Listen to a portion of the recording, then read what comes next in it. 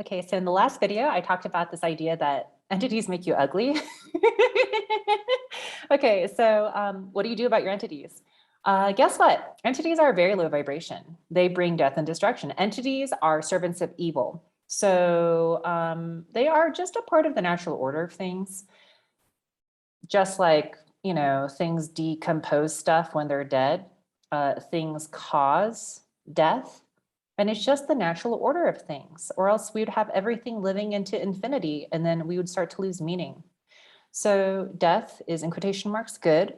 And here I mean that with the end of things, things have meaning. And therefore entities serve this purpose. There's a higher purpose to entities, but when you look at them at the immediate level, they kind of like mess up your life. So you want to like take care of your entities. And a lot of people are like, do I have entities?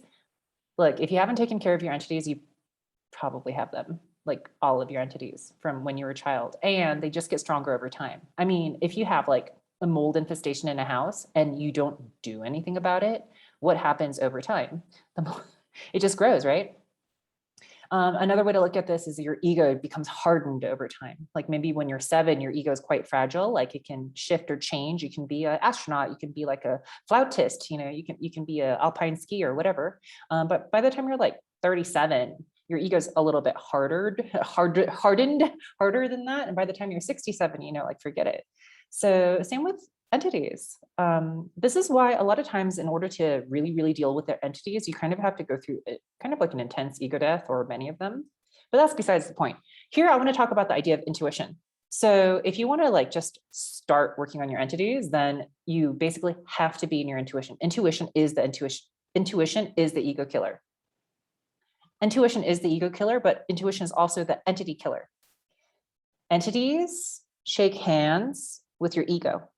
Your ego is your in-house entity. Your ego is a parasite on your body many times, unless you've done a lot of healing work. But if you're starting, your ego is usually a parasite on your body, and it invites in the entities, the external parasitical entities that help the ego reinforce itself on your body.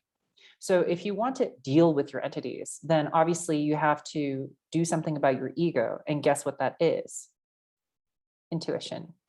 Intuition is the highest vibration available to you. It is truth with a capital T. It comes straight from source, correct? There is nothing that can mess up your intuition unless your mind starts to get involved. Does that make sense to you?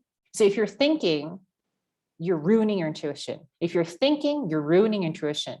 The other thing that really ruins your intuition, believe it or not, is shame. That's a whole other topic. But shame and thinking ruin your intuition. So if you're like dealing with shame, dealing with your mind that you can't get out of, it's going to be really hard to deal with your entities, because your entities love that. So what you have to do is basically develop your intuition and be in that frequency as much as possible, if not all the time. And that is totally possible. You can totally do that. You can totally be in your intuition pretty much all the time. It's just that you have to strengthen that frequency and start to trust it. You have to start trusting your feminine, because your intuition is a feminine aspect of you. So you have to start trusting your feminine. So this is sort of like a hodgepodge of a lot of concepts: entities, intuition, ego, your intuition being feminine. But anyway, this is just a starter video, starter topic. If you want to deal with your entities, then I say be in your intuition. Bye.